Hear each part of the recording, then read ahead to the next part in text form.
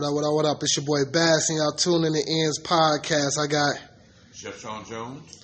Got Chef Shawn Jones with me here today. So let me know where we at right now. We're at Debose Wings and Daiquiri, brand new franchise coming to Michigan, and we built a daiquiri bar around some chicken wings. Oh man, that's dope. That's dope. Man, so tell me a little bit about it. Tell me a little bit about yourself. Where you from? Well, I'm originally from Detroit. I used to own my own catering company and bakery down on 7 Mile Schaefer called Shawn Jones Kitchen and Bakery. I recently just moved back from New York because I had a job in New York, and COVID kind of killed that. But when I came back from New York, I was doing there what I'm doing here now, helping them build out franchises and stuff. I was just recently at Greektown, just left Greektown to come to these guys. These are friends I've known for the last 20, 30 years because they're high school buddies. You know, they have an investment club, and now this is their biggest investment. And I'm the restaurant guy. They asked me to come in, help them run the restaurant, and get it up and going, and so we can duplicate this too. So we're going to be doing more than one now. We're going to have a couple more out here pretty soon, and we're just growing as fast as we possibly can. Okay. So what inspired, like, the menu, like the food selection? Well, the menu comes from a franchise down in Memphis, Tennessee called Debose Wings. This is just Debose Wings. They added the daiquiri machines down there, but they just do a carry-out. We built a whole bar around it, so we have a whole different atmosphere. We have a whole different vibe going on. This right here is like a hangout spot. I was telling one of the owners the other day, I said, this is a sexy little bar, man. I said, ain't nothing but sexy people walking in here. We got sexy waitresses, we got sexy bartenders and everything. So now this is a place where people are going to want to be pretty soon. So everybody's coming. They come as fast as possible and just keep on coming at it, okay? Okay. And we're going to keep on improving the food. We're going to introduce some different items and stuff to see what goes on and stuff too. So just stay tuned. For sure. So let us know, how did you get started into like the food industry? Well, I got started, I'm like the youngest from my mom, the oldest from my dad, and my older brothers all went to the Army. And when it was my turn to go I was going to the Air Force, I never got a chance because my grandfather died. He was my role model. He was the guy who taught me everything, taught me how to be a man and stand up for different things. And my grandma asked me to stay and help take care of my mom. I did, as a man, as being learned and everything. So after that, I just went to cooking school because my grandma taught me how to cook. She showed me what to do in school and everything. So when I went to cooking school, all the things that she taught me, she wouldn't use the same terminologies or anything like that, but it was all in the same stuff. So I picked up the love and passion for it. I'm even stronger as I gain knowledge. I recently got my college bachelor's degree in culinary management. I'm part of ACF. I'm executive chef at ACF. I love doing the things I do. I love to hear the rhythm, the sound that the kitchen makes. And the kitchen is like an orchestra. And as executive chef, I got to play each tune to the right way. I got to make sure the grill guys doing this thing. I got to make sure the fry guys doing this thing. I got to make sure the seafood guys doing this thing. I got to make sure the guy who's doing my exposition is doing everything correctly. So we are a team back there getting it done. Man, that's dope. So I know teamwork make the dream work. So when it come down to, putting together those entrees, those dinners, man, which one is your favorite, and would you mind telling me why? Well, here at Debose, I think my favorite would be the chicken tenders.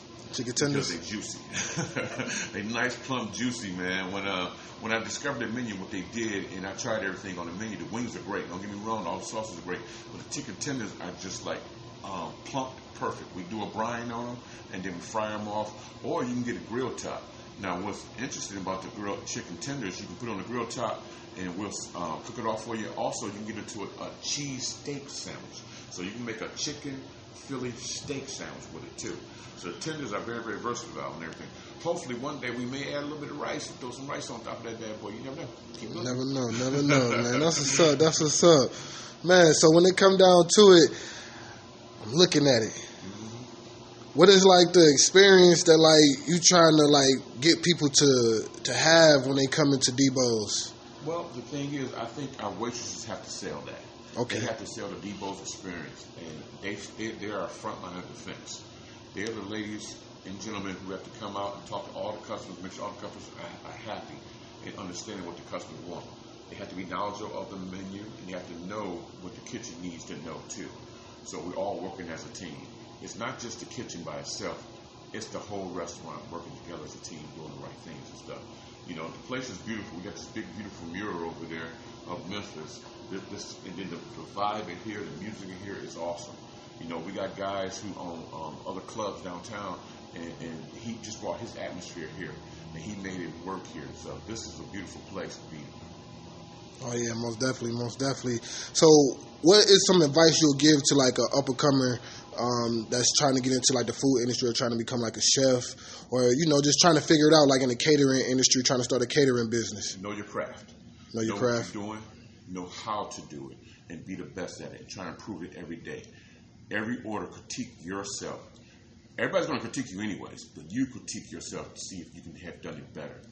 Know your numbers. That's number one. I can teach anybody how to cook, but if you don't know what it costs to cook, you're going to fail every time.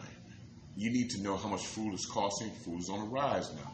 You need to know how much it's costing you for packaging. You need to know how much it's costing you for delivery. All those things, as a chef, you have to know. A chef is the captain of the kitchen. He is supposed to be in there knowing everything that's going on in his kitchen. When he doesn't know, things start to fail. So you got to know your numbers, you got to know your food, and you got to know what you're doing in there too.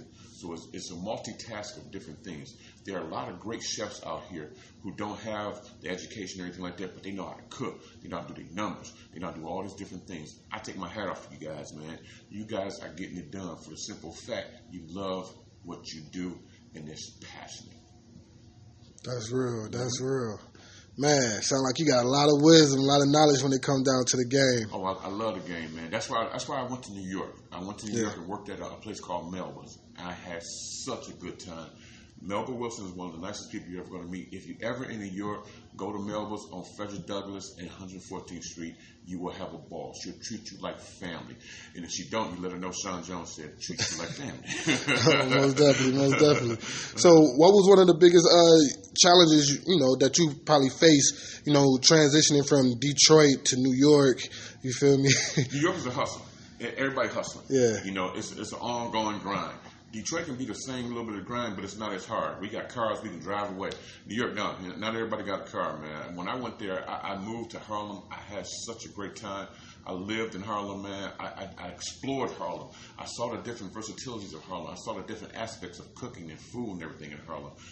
I just lived that life for a second, man. Just to go there and be in with everybody. And what I learned there, New York is a city of immigrants.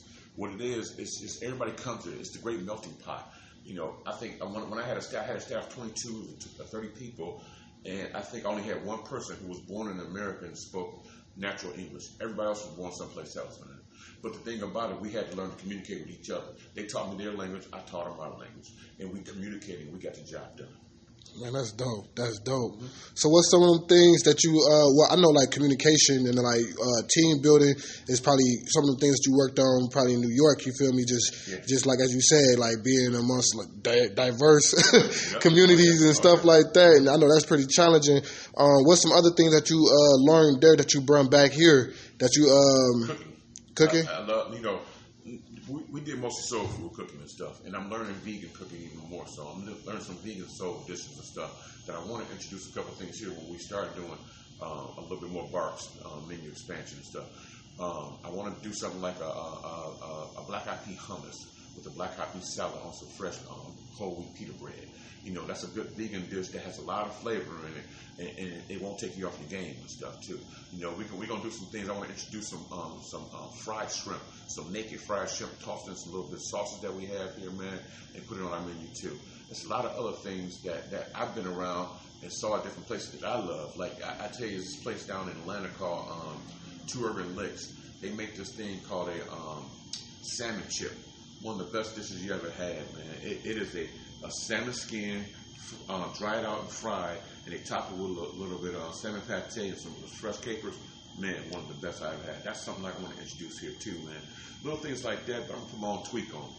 And then the other things like that is things I want to see people here enjoy and be able to come to this bar and be a part of the scene too that's going on, okay? Okay. Well, that's a good way. We're going to end it, kind of early, but I'm going to end it with one last question. Sure. If you was to describe your meals, how would you describe it? Soulful. A lot of passion, a lot of soul. I love color, I love taste, and I love texture. I love the crunchiness of something. I love the sweet and sourness of a good sauce. And I love the colors of the vegetables that we put on it, the green onions, the red peppers, and everything like that. That's what I would describe it as. So, all right? All right. Appreciate you. Appreciate y'all for tuning in the Ends podcast. Don't forget to come check him out and taste that delicious food. Them chicken tenders is juicy. Y'all heard it from him himself. All right, baby.